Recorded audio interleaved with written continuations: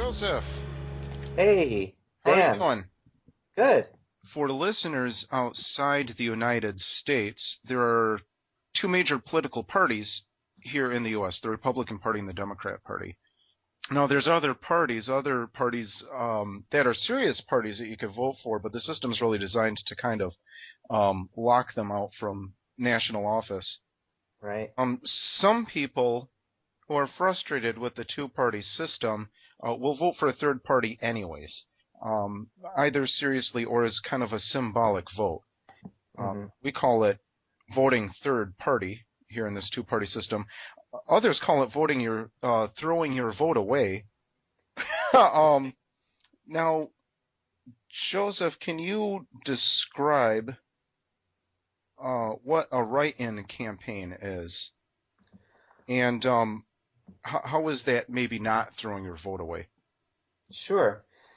Well, a write-in campaign can be done, of course, it's done more often at the local level where you may have someone enter a race who isn't affiliated with a political party and maybe doesn't have the necessary qualifications to get on the ballot, or maybe they missed the deadline or whatever, and they can run a campaign to have their name written in.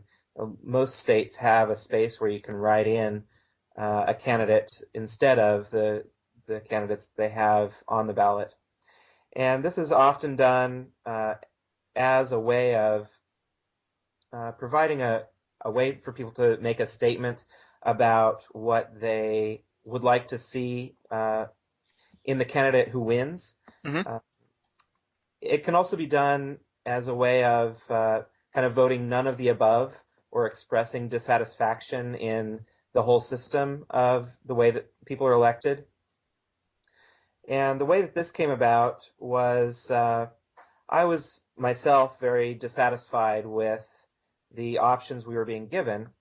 And I really felt like the candidates that were on the ballot were more or less an illusion of choice, and Yeah. that who we vote for and who wins doesn't really have much of an effect. And that, especially at the national level, and for the office of president, it seems like we're almost being given a choice in order to keep us from thinking um, that there's anything.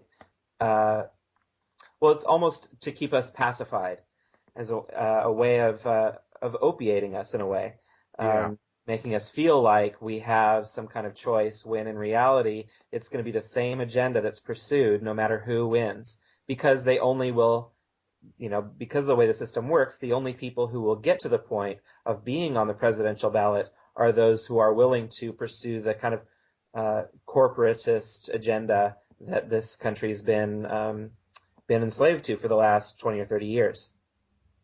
Yeah, I totally agree with Yeah, that. so this idea came to me. I was thinking about not voting and talking with some friends about how I felt like the idea of voting at all was a waste, and that it actually just encouraged that system. And somebody said to me, "Well, why don't you just vote for someone that you think would do what you want them to do? So, vote your conscience, in other words." And I thought, and then I had the idea of voting, because I had voted for Aleister Crowley before. I had the idea of actually getting a writing campaign going, and that if there were enough people who voted for Aleister Crowley, that might actually send a message that if, for example, there were a large number of people who voted for Aleister Crowley, that the media might actually pick that up. Because I really think that his political ideas are something that I could get behind. So you've voted for him before then? Yeah, I voted for him in 2008, and that was actually shortly after I had that conversation that kind of inspired this whole project. Voted for him in 2008, and of course, it was very unpopular then to vote for a third-party candidate, much less a dead British occultist. Um, Yeah, that's sort of what I was thinking about too with the a write-in campaign. And I do disagree with this. Although I understand the argument to vote third party is really just to throw your vote away. Well, writing somebody in who's dead, particularly, or or even somebody imaginary like a Mickey Mouse or something like this, it's Right. absolutely throwing your vote away. But it does send a message, just as much of a message as not voting. I think Right. 50% of the 50%. It's usually about 50%, isn't it? Don't vote Oh, I think at it's even all, and that sends a loud message.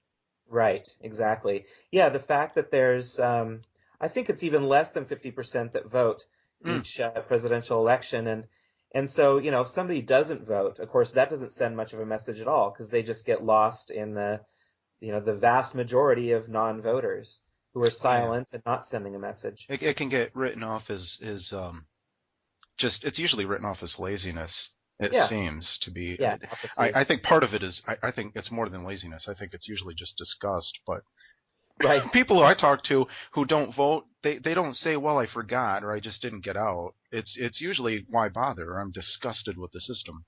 Yeah. That's very true. Yeah.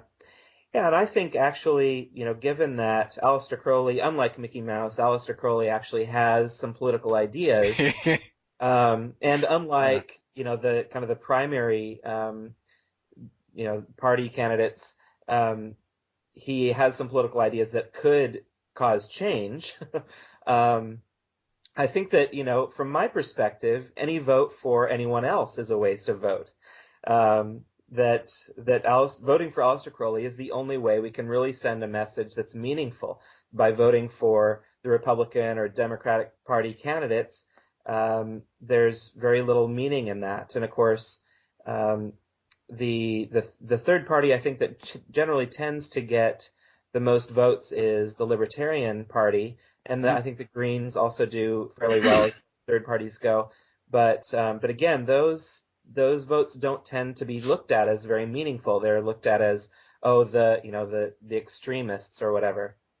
And I yeah, think that something as kind of bizarre and out of the blue as Aleister Crowley would tend to carry a message because I think people would look at that and say, well, who in their right mind would vote for Aleister Crowley? And they'd have to think about why anybody would do that. So yeah, from my perspective, it's almost as if a vote for anyone else is a waste. And I think also that it's important in all the rhetoric about who people should vote for. The idea that anyone could waste their vote by voting anything is kind of contrary to the whole purpose of having democratic elections. We're meant to vote our conscience, and yeah. then whoever is best should win. If people are pressured into voting for the two main party candidates, then I don't think that that's a real representation of what people's will is. So Yeah. I can't think of anything more horrible than voting for somebody again and again that you just like hate the least. right, exactly. That's pretty sad. Yep, and in fact, I mean that's funny because Aleister Crowley said something. I don't have the exact quote in front of me, but he said something very similar to that democracies tend to elect the the man who offends the majority the least. Yeah, So yeah. Now, Aleister Crowley, Mhm. we know that he was British. Right, He was an occultist, and he's dead. right. Anything else you'd like to add about Aleister Crowley? It's a He little. also was the founder of a religion and philosophy called Thelema, which is the kind of the basis of his whole political outlook. And that sort of religious and philosophical perspective is that every man and every woman is divine and sovereign and should have absolute freedom. And so, in that respect, one could say that his political philosophy is very akin to, say, libertarianism. Yeah. In fact, I think that the Libertarian Party should nominate Aleister Crowley. I think they'd get more votes. But but I think that's kind of the core of where I get inspiration for writing on the AC 2012 blog, is looking at his philosophical perspective. And in a way, his philosophical perspective is unique and it's a paradigm shift from the last 2,000 years. And it takes some time for people to wrap their heads around exactly where he was coming from, because it is so different from what we're used to. Yeah. Yeah, the quotes that you've selected for your website do seem to reflect a libertarian ideal. Uh-huh. Right. Yeah, for example, one of the quotes we have here at the top of the page is, "The absolute rule of the state shall be a function of the absolute liberty of each individual will." Now, and it's not like we've had it's not like we've never had offensive politicians who have engaged in um, everything from drugs to illicit sex. Uh-huh. For those outside of the United States, we've even had at least one congressman or two that have committed murder, and but and I don't think Aleister Crowley's ever killed No, him. there's no evidence that he did. There are rumors, of course. Yeah. It's kind of interesting. That's a lot of, some of the objections to Aleister Crowley is, oh, but so you're supporting someone who is into child sacrifice, and all these things that you hear in the sort of the yellow press, or are just rumors. And of course, he never murdered anyone. He was actually even against abortion, so he certainly didn't sacrifice any children. But He anyway, largely promoted taking responsibility for your own actions, and right. that's a part of liberty Yes, too. exactly.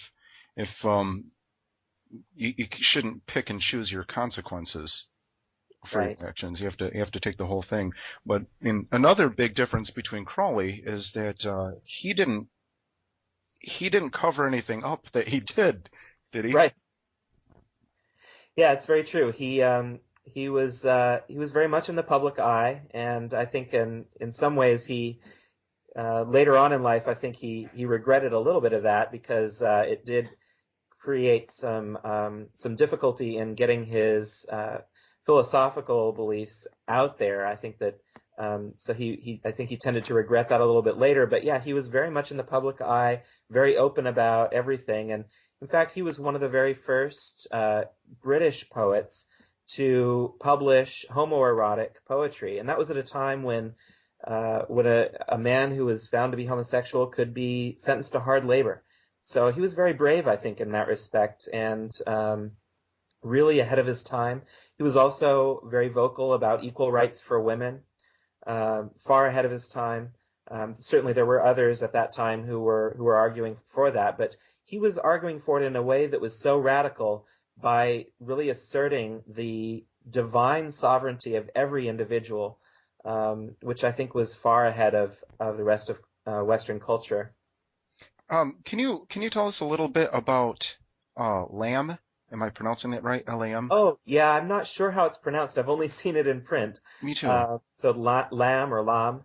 I don't know a lot about that, but what I do know is that he drew that image of Lam, who was a being that he contacted through ritual magic, and he drew an image of it. And I've not really seen him talk much about it. I think he may mention it in Confessions, but he doesn't go into a lot of detail that I've found. But the image is striking. Looks And like a gray. yeah, exactly. It looks exactly like what we now know of as a gray. And so some people have pointed to this image and said that it's evidence that he may have been the first to contact these alien beings, if they exist. Hard to say, one way or the other. But, if you look at the blog on AC 2012, you can see that image, and it's, come to your own conclusions. It's pretty striking. It is. You mentioned also something at the blog about Crowley rising from the dead. That was more or less a joke. I try to mix in a little humor here and there. I like it. Yeah. Yeah. I also I like your comment that one of the perks for voting for Aleister Crowley is that after the election, you can say, "Don't blame me. I voted for Aleister Crowley. Right, exactly. I've certainly gotten a lot of pleasure out of saying that a few times myself. Now that would be great for a bumper sticker. Right? That would uh, be. I'll have to make that one of those. now some of the criticisms that I've heard about the campaign, Uh-huh. that you're whoring out, I guess I could say, whoring out Crawley's name to sell T-shirts and stickers and Oh, whatnot. Now, please clarify: is there money to be made in a write-in campaign? no. I mean, I've sold a couple T-shirts, literally a couple T-shirts. I think maybe three T-shirts, two bumper stickers. So no, not really. And I've really tried to stay away from making a lot of turning it into like an advertising thing where I'm advertising the T-shirts much. I do put some links on there because I want people to get T-shirts, but I also make high resolution graphics available, and I really encourage people to make their own. But there's always people out there who don't know how or don't have the energy or time to go and make their own T-shirts. So I wanted to give them a way to get a T-shirt if they wanted one. But when I do sell those shirts, I mean, it's through one of these online service providers, and I don't make very much when I do sell one. It's mainly just that I want to make it possible for people to get a shirt if they want one, and to spread that message. So Yeah, I you're do have. encouraging um, a do-it-yourself type campaign if someone is willing and able. Yeah, and so I've Make their own. made graphics available on the website that people can download. Also, I've made some PDFs that people can download and print for flyers as well as brochures that have some of the top 10 reasons to support Aleister Crowley and things like that on there. And I've made some various graphics, and I'm also willing to make graphics if somebody has an idea that they want. Maybe they don't have the skills to actually execute it in Photoshop. I've also welcomed people to send me their ideas, and I'll make custom graphics and send it to them if they want to go ahead and print that. You can get T-shirt transfers from just an office supply store and print out on those, and then iron that onto a T-shirt. So yeah, I'm really very much encouraging people to do it themselves, and yeah, I do have the T-shirts for sale, but that's mainly to just to make it so that people who don't have the time or energy can still get a shirt. Right on. Another criticism that Uh-huh. I've seen is couldn't you have picked out somebody more palatable or less controversial or maybe less British or less dead? Right. Yeah, that's true, but I haven't really found anyone else who really has this perspective of the liberty of the individual. One of the things I've noticed in a lot of the political rhetoric that goes around today, whether it's around elections or around, like, say, the political revolution that just happened in Egypt, is there seems to be a kind of almost like a slavish might be too strong of a word, but a very like a clinging to ideals which don't necessarily equate to liberty of the individual. Even with this thing that happened in Egypt, people talk about, is it going to be a democracy? But democracy does not always mean that people will be free. Democracy, even the United States was not meant to be a democracy. It was meant to be a republic, and it's never really been a Yeah, right democracy. on. That there can be mob rule, and if the United States were a democracy, if a pure democracy, we may still have, slavery of black people. And in the Middle East, there could be a lot of very oppressive laws that could be passed by majority rule. So I think that a lot of these ideals that people have politically don't always equate to having a government that puts the liberty of the individual at the top priority. And the only political philosopher I've found, and I'm sure there are others, but the only philosopher I've found who had the ability to get the kind of attention and like kind of cause people to do a double take and look at this idea of the liberty of the individual is Aleister Crowley. I mean, there are other political philosophers, John Locke and so forth, who have these ideas. But if, a lot of people voted for that person, I think a lot of people would just kind of go, oh yeah, people voted for John Locke, big deal. But Aleister Crowley Isn't that has quaint? power to kind of make people go, what? So you're going for the eyebrow raising factor. The eyebrow raising factor combined with his political philosophy, which I think is one that places that liberty of the individual at the top. Yeah. I was looking at maybe other occultists that have some kind of name recognition too, though, uh, and I don't know a lot about most occultists, but just some of the names that came to mind were just Austin Osman Spare, Mm-hmm. but I couldn't find anything on his political philosophy immediately. I'm sure maybe there's something out there. Arthur Edward Waite, I think there's like less known about him. Right. And, it's really like occultism. So anybody from any political philosophical perspective can take up occultism as a technology or a technique of esoteric practice. And it doesn't really in itself have any particular political perspective. So it wasn't really because he was an occultist that I picked him, so much as that his occultism causes him to be a figure that makes him notorious, and therefore, votes for him could be more noticeable. Yeah, and I agree with you too, though. Like, if everybody voted for John Locke, it would be more of it would be trivialized easily. Right. Just Right. like, oh, how quaint or how cute. That's Right. idealistic of those voters. Right, exactly.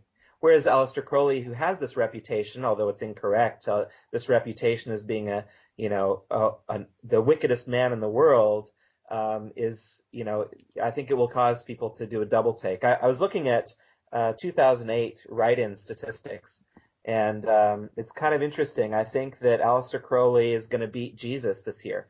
So. And I liked that comment on Red State. If you're gonna waste your vote on somebody, waste it on Jesus. Right. But now talk about that. I don't watch Red State. Actually, the first I heard of it was through this AC 2012 campaign. Uh-huh. They had a they were accepting money in exchange for a political plug. Is that it? Right. Well, they've been political satirists for a few years. In fact, they appeared on CNN a couple of times and a couple other networks during the run-up to the 2008 election.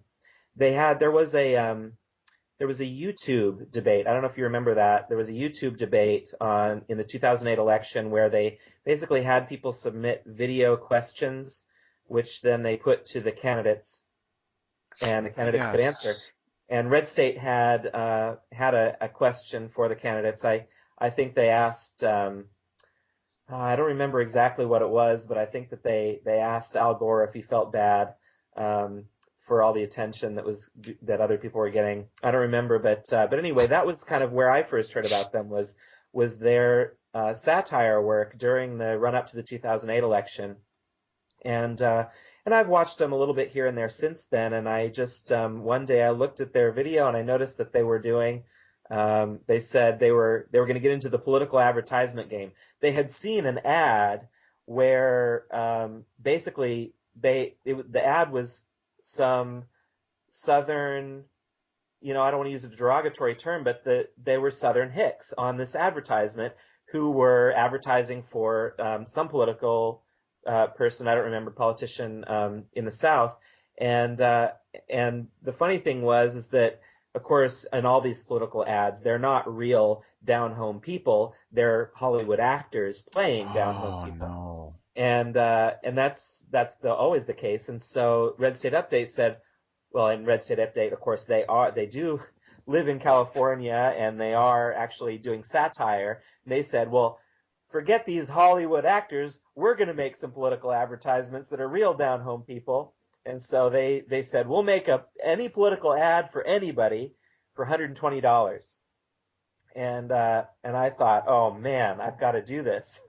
So yeah, I gave him $120 and I sent him a bunch of emails with information about Aleister Crowley. And of course, that was in the run up to the 2010 midterm elections. So they were actually getting a lot of requests from people who were running in that race. And so they did all those first, and they saved the Aleister Crowley 2012 one for last because it was the only one that was for a 2012 presidential election. And yeah, that I really thought that the work that they did was fantastic on that. They did a beautiful job. That was very, very good. Yeah. that was some funny stuff, and and I even liked the I liked the church hymn. That the older guy sung at the end. It was like amusing but like touching at the same time. Right, amusing and touching and kind of ironic in a way because what's interesting is that in the context of the ad, for those who haven't seen it, the older guy is kind of saying, no, we can't do an ad for this. It's going to corrupt us because he's the devil man. Yeah, and so he was upset about it. At the end, it cuts out, and he says, nope, I'm not going to do this. I'm going to sing this hymn, and he sings, what's the name of the song? Old Rugged Cross. Yeah. Well, some of the lyrics in that song are kind of ironic in the sense that, Aleister Crowley, in his political philosophy, he encourages everyone to throw off this kind of morality that we get from all these 2,000-year-old religions, including Christianity. And so here's this old man playing an old man saying, I will cling to that old rugged cross, and it kind of really exemplifies the way that people who have, say, anti-scientific beliefs can kind of cling to their beliefs in the face of the adversity of, having a rational perspective. And then at the end, the end of the song, he says, and I will exchange the cross one day for a crown. And in Aleister Crowley's religion of Thelema, one of the central sort of esoteric symbolism is that that there's a new aeon that has dawned, and that the new kind of symbol is that of Rahur Kuit, who is the crowned and conquering child. So it's almost as if culture has exchanged that crown or that cross for the crown of the sovereign individual. Yeah, and then the program ended on that note. Right, exactly. Then it wasn't like at the very end. Exactly. This is the final lyric. And exchange it for one day for a crown. You mentioned something else at the on the website also that got my attention too. You mentioned that there's a problem with clinging to beliefs. Mm-hmm. Here, of course, in the West, it's a lot of that's stubborn clinging to Christianity. Mm-hmm. But also, we have a problem today with secular humanism. Right. Yeah, it's interesting.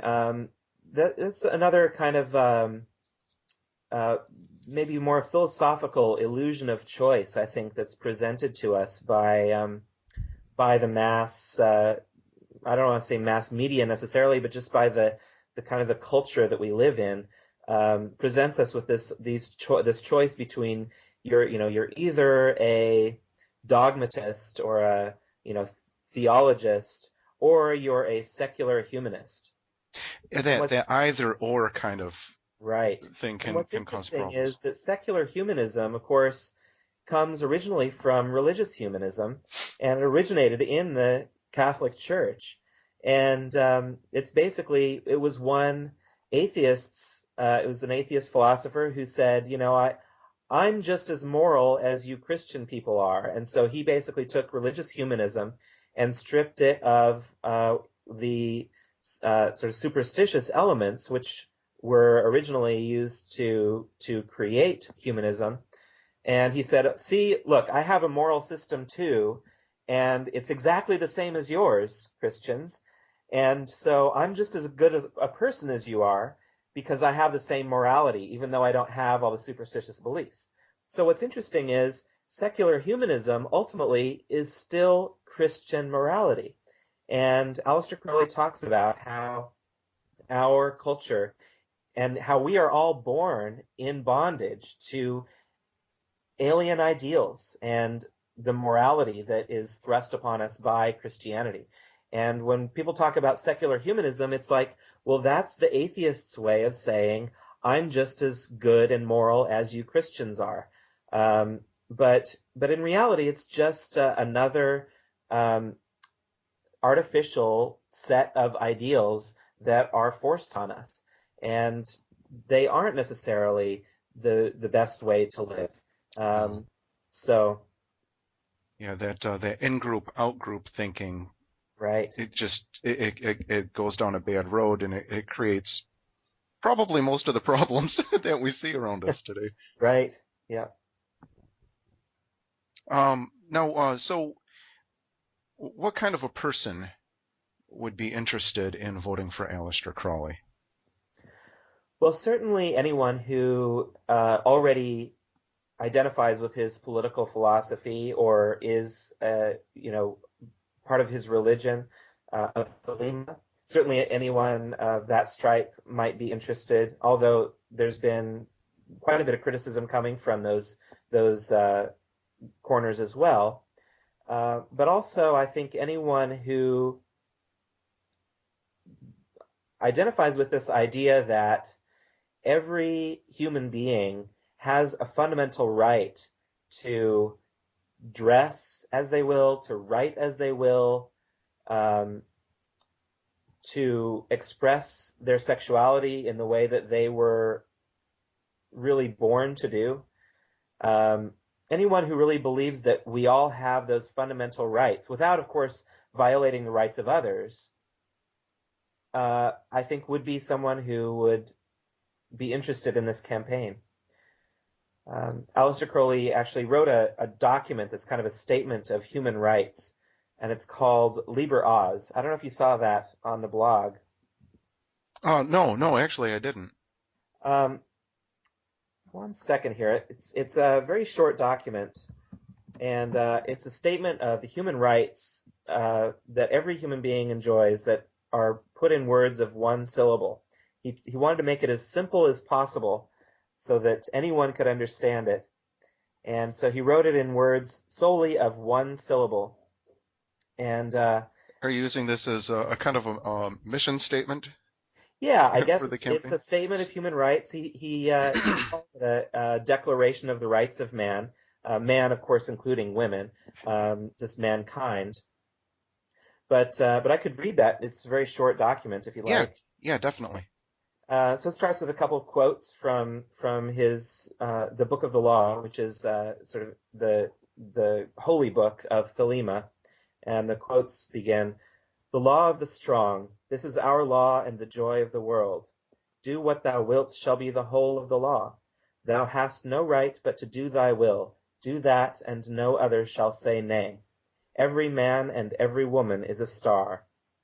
There is no God but man. Man has the right to live by his own law, to live in the way that he wills to do, to work as he will, to play as he will, to rest as he will, to die when and how he will. Man has the right to eat what he will, to drink what he will, to dwell where he will, to move as he will on the face of the earth. Man has the right to think what he will, to speak what he will, to write what he will, to draw, paint, carve, etch, mold, build as he will, to dress as he will. Man has the right to love as he will. Take your fill and will of love as ye will, when, where, and with whom ye will. Man has the right to kill those who would thwart these rights. The slaves shall serve. Love is the law, love under will." That's the conclusion of Liber Oz. And of course, there are some things in there that are controversial, of course, and pertinent to politics today. The right to die when and how one will, for example.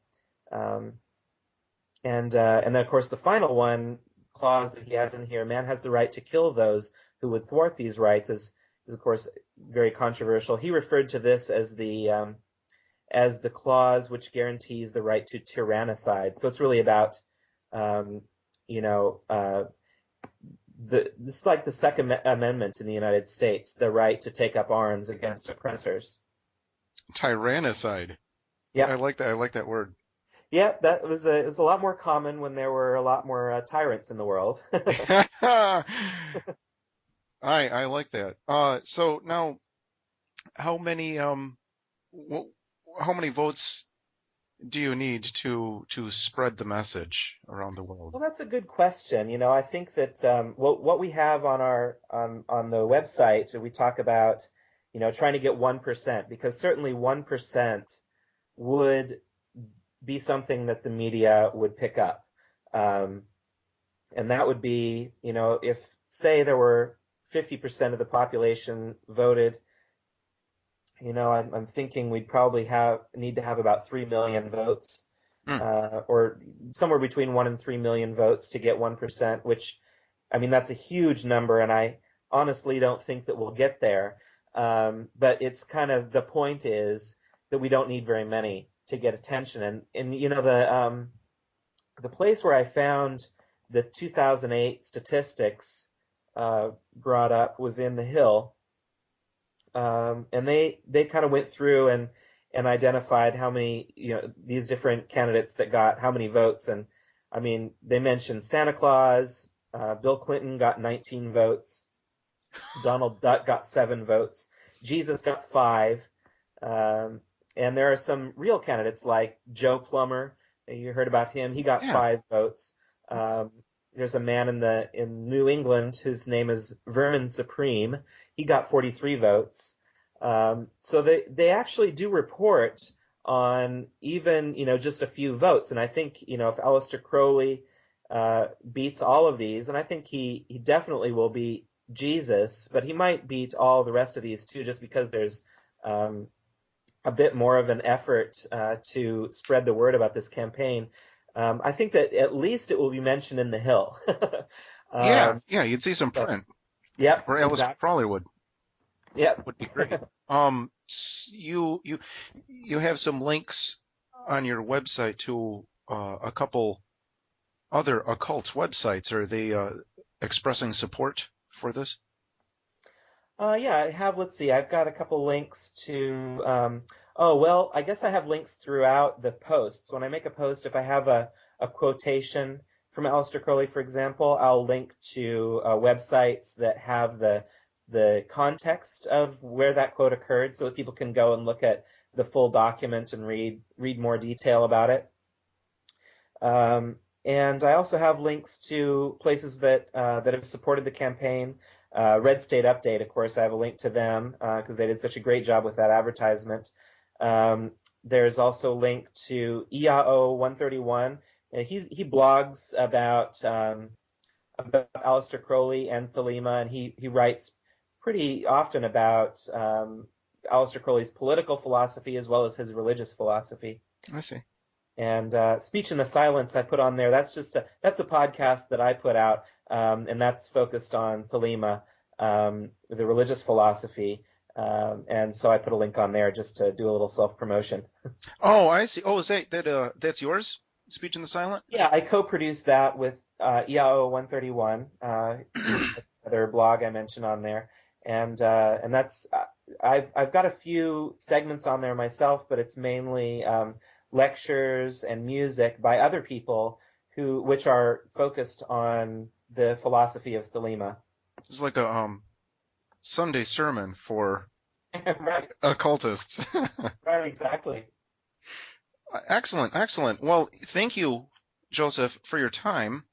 My pleasure. Thank you. I appreciate it. Can I have you on again when it gets a little closer to the presidential election here in the U.S.? Yeah, I'd love that. That sounds great. Well, all right. Hey, tremendous. Thank you for your time. Yeah, thank you. Yeah, we'll be in touch. Great. Bye. Bye-bye.